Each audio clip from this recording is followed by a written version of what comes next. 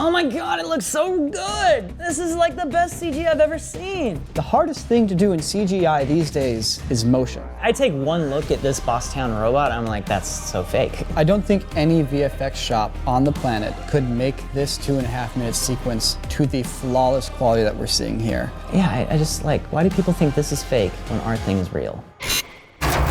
Before robots can take over the world, apparently they have to take over the dance floor first.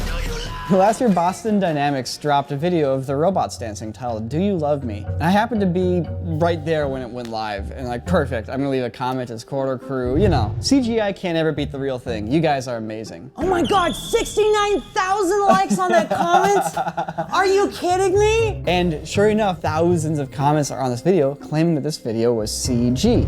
It started off well, but it started looking more and more fake. We all know it's just Clint again. I don't think Corridor is saying it's real. I think they are saying it would have been better if they just did it for real. This is so obviously CGI.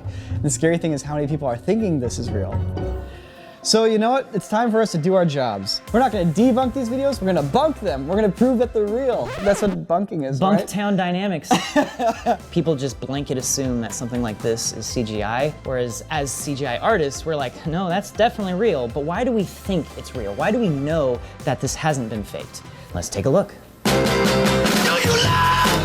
Oh my God, it looks so good. This is like the best CG I've ever seen. So the first thing that's important to establish here is I can tell that the environment is real. 100%. 100%. The way it's interacting with the lens of the camera, the slight types of aberrations of like the out of focus parts. These kind of lens effects are extremely hard to get correct, and even major films struggle. Like the Lego movies, like the first movie to even get anywhere close to kind of getting that real feeling. And also like pattern replication is a bit of a problem in CG because you have like say some surface imperfections or some like textures that you want to throw down on the ground to kind of make it look rough and used. Well, you only have a texture that's this big, and now you got to tile it out to cover an entire floor of a warehouse. Well, when you do that and you start looking at it from a wide point of view, you can clearly see the tiling and that pattern repetition. What I'm looking at here is that if someone did try to do that floor in CG, they had to custom make every single little imperfection in that floor for the entirety of the floor. The entirety every of the floor. tile is a custom tile. But here's the thing, Niko. I'm not exactly sure anyone was questioning the reality of the warehouse. You're right. That means that the robot, if it's CGI, would have to be composited into real footage. So that means we're facing the challenge now of marrying CGI to the reality. And as anyone who's married knows, It's complicated. complicated. So we barely have to get into this, and I can already see a couple things. First thing, clipping. So when you're doing 3D animation, the objects can just pass through each other. It's not a problem. You actually see it in our videos. Like there's a couple moments where like the arm kind of like clips through itself. Only because I know it, like there's actually no connection between the shoulder and the ball. It's literally just the ball and like this thing just kind of hovering around it. That's one of those things that you just don't really notice when you're looking at it. Less on the robot's joints, look at the robot's feet. Not once do the feet ever clip through the foam floor. To have your keyframes so perfect that not once in the entire 2.5-minute dance routine does a toe slightly clip through the floor, which is real, by the way, because we established the background would have to be physically real. You're already setting yourself up for impossibility. You can look at the feet of our robot. You can see how the feet slide a little bit on the ground. You can see how the toes clip in a little bit when it's walking forwards. This fooled people, but you can already immediately see flaws when you look for it. Oh. You see Clint's there's hands. his hand! To be fair, watching it on your phone is very different than watching it on this 96-inch television. That's true. Sometimes you have some sort of interaction with the environment that is just a little too hard to do. Not just the interaction, but like the shadow, the reflections. A lot of the times, it's easier just to replace the entire background and make the entire shot a CG shot. So that means laying down a mesh, projecting the texture onto it, relighting that texture. It becomes a nightmare instantly. Let's say we were to do this digitally. Just looking at a robot like this with this level of fidelity, there's a few things that go into it. First is the incredible detail work in the modeling. Secondly, there's a tremendous amount of detail in the texturing. Look at all like the scratches down at the bottom of the chest, on the inside of the thighs. The robot's reflecting the environment too. Yeah. You know, it's very subtle, but it is. That's another thing.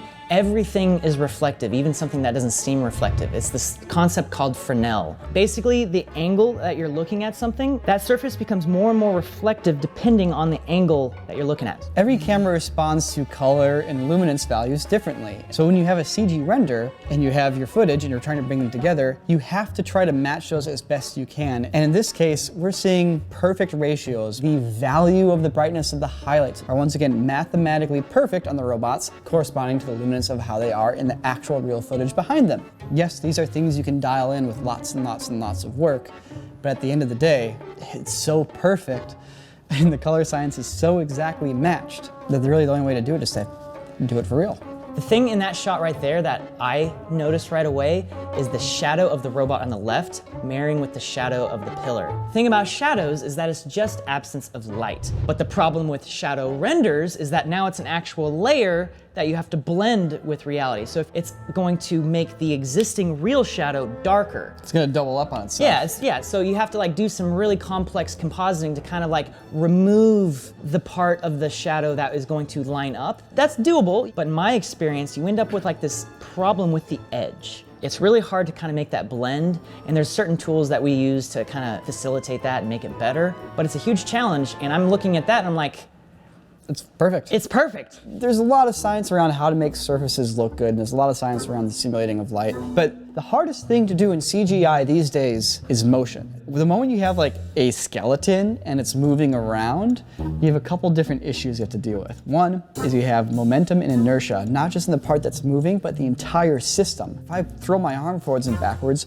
my other shoulder moves, my other arm moves, my head moves. There's so much that happens when movement occurs that it becomes an incredibly recursive system of complexity. And at some point as an artist, you just cut it off. And that's the other reason people do a lot of motion capture. You know, you can walk around and do this, and you can just capture all that motion, and all those recursive levels of detail of inertia and momentum and balance are just happening in real life. So they just obviously motion capture the robots. And to which I'd be like, no, the robots do not move with the mass and inertia and center of gravity of a human being. From a biomechanics standpoint, these robots aren't even the same shape as humans. You see it and you're like, that's a human-shaped robot, but if you're actually like measure out the proportions, they're not gonna be the same as a human. So the moment you try attaching human-sized motion capture to it, you're gonna have some problems because things aren't gonna line up. Like when he reaches up and like does that with his feet, you know? It's like, yeah, that won't line up. You'll have to go in and retarget that all manually, and then the hand of the artist gets involved. And the moment an artist starts doing their own animation is the moment it stops being physically real. To be fair,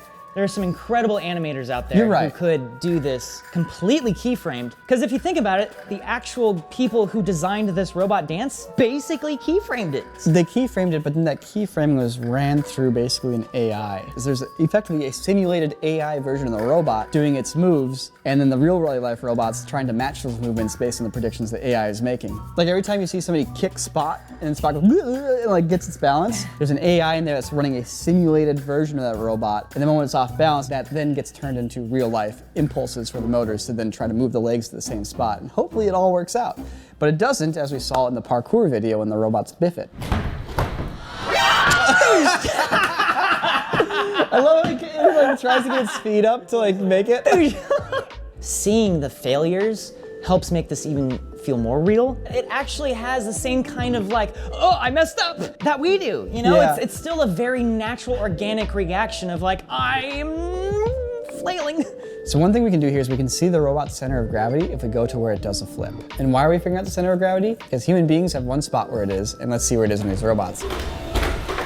And it looks like it's just a little bit behind the H on the side of the body. So kind of down towards the bottom of the torso, but not the very bottom. Yeah, so human beings, the center of gravity is like right about here. Whereas the robots, their center of gravity is right here. Partially because they have a whole big battery and stuff. Meaning if this is motion captured, the way it would spin would not be around the robot center of gravity, it'd be around where it would be for the human who did the shot. So in other words, this isn't motion capture. Oh yeah, one of the things we're forgetting to mention is inertia. It's basically the resistance to motion. Something with a lot of mass doesn't begin moving very easily. It takes a little bit of like time to accelerate something that weighs a lot versus doesn't weigh much at all. If everything falls at a certain rate, how is it that I can drop something from here and then lower my hand quicker to grab it before it hits the ground? Like, watch this, ready?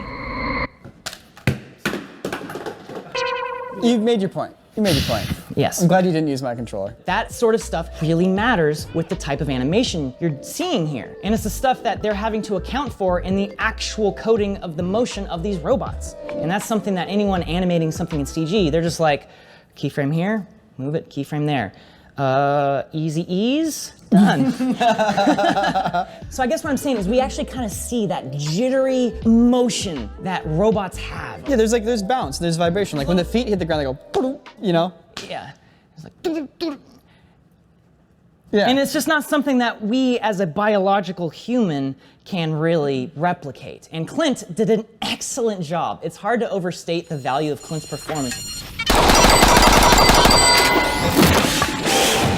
They trick you with the Boston Dynamics. It's Boss Town. It looks so realistic. We fooled Joe Rogan. Like twice, too. But here's the thing. We're not that far off from this thing. No, okay. Let's walk it back. Lex Friedman is the one of note here because he's like the big MIT AI specialist here. And his whole thing was like, okay, no. Don't get ahead of yourself. The animation that you see was done for comedy, because it was slapstick. And it was Clint expertly pretending to be a robot, but also kind of like showing emotion in the way he actually moves. And there's a lot of subtleties in how that motion is accomplished that robots can't yet do. Yes. Those qualities are like another order of magnitude. Like this here. Yeah. There's a few things that we are specifically doing to help us, right? And the biggest thing is real-time interaction. It's very intentional that Jake crosses frame between the robot and the camera and then hands him a gun that the robot then takes. Every single time you see gunfire in this entire video, that is real firearms being fired. But in a separate take with no one around. Yeah, all safely done. And stitched back into the shot. But that dedication to realism and filming the elements for real is why people are fooled in this. Because it's not just about the CGI robot. It's about everything. It's about the interactions. And bees! Yeah, so the bees thing. Bees? The bees thing was added as a clear, like, this is fake. And it still didn't work. Yeah, I just like, why do people think this is fake when our thing is real? I think it comes down to two things. One is the motion being so perfect. Like, they are perfectly in sync, right? It feels like it's animated, because it is. But we're seeing it brought to life through an animatronic. The other thing that I think is triggering us is the large windows are creating a very nice side soft light, which is like how every CG render is lit these days with large freaking soft boxes. So it follows the same lighting convention that we're used to. We have an entire show dedicated to why visual effects don't feel real. People have no idea why a shot looks fake. They just see it and they're like, that looks off. I have no idea why, it just looks off. And the reason why people are looking at this and saying it looks off is for the wrong reasons. It could just be too that we're so used to seeing this cool sci-fi stuff in films. I think there are visual effects houses that are capable of replicating this level of detail, you know. But then it becomes like a multi-dozen person crew spending a lot of time and therefore a lot of money to do this. I don't think any VFX shop on the planet could make this 2.5-minute sequence to the flawless quality that we're seeing here. There's just too many steps in the chain where artistic interpretation needs to happen. And once again, the moment artistic interpretation happens is the moment the real science and physics stop existing. And there is not a single pixel in here that is not scientifically accurate to what would actually have been captured if it was captured for real, because it was all captured for real. All right, there's a lot of talk right now about how hard these robot videos would be to create and to make them look real, and the nuance with the shadows and the movement and all the lighting and everything like that. Well, guess what? Courtesy of today's sponsor, ExpressVPN, I'm gonna be making a robot of my own to show them just how easy it is to make a real robot video. ExpressVPN is the best VPN provider out there. If you don't know what a VPN is, it provides additional encryption when your information is out on the open internet, so that it can't be taken by hackers or used by your internet provider to be sold to third parties. Nobody wants that. Come on.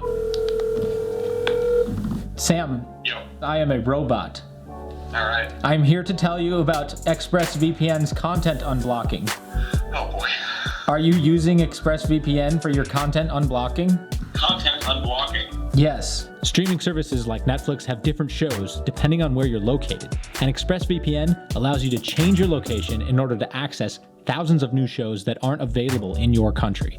No way. Yes, with servers in over 94 countries, you can get the fastest VPN services out of any VPN server out there. And you can also get 24/7 customer service if you ever have a problem. Robots never sleep. Robots never sleep? No. Sam, ExpressVPN has been rated #1 by platforms such as CNET and TechRadar. And you can use ExpressVPN on any device. Can I use it on my phone? You can use it on your phone. Can I use it on my smart fridge? You can use it on your phone while looking in your smart fridge. True. Bye-bye, robot. Bye. You see, it's really that simple. I don't know what the big deal is. I mean, I just made a robot right here. You know, pretty much that's how it goes. So if you guys are interested in getting the best content unblocking and the best data encryption that money can buy, consider going to expressvpn.com/corridorcrew and seeing how you can get 3 months free. That's expressvpn.com/corridorcrew. expressvpn.com/corridorcrew. So I love sitting down and kind of analyzing actual real life things and either debunking them, like in the case of the UFO stuff, or bunking them, like in the case of Boston Dynamics. If there are any video clips you guys would like us to look at and apply that is it visual effects eye, or what would it take for it to be visual effects, please leave a suggestion down in the comments below. Maybe we look at the Bigfoot video next, who knows? Consider this a bit of an apology to Boston Dynamics in the sense that, like, sorry for all the hate that you may have gotten on our behalf. Hopefully we've proven that there's no way that what you guys have posted is fake. Really, what we just did was a bunch of pre-production. I'm just saying, kind of know what we gotta do now.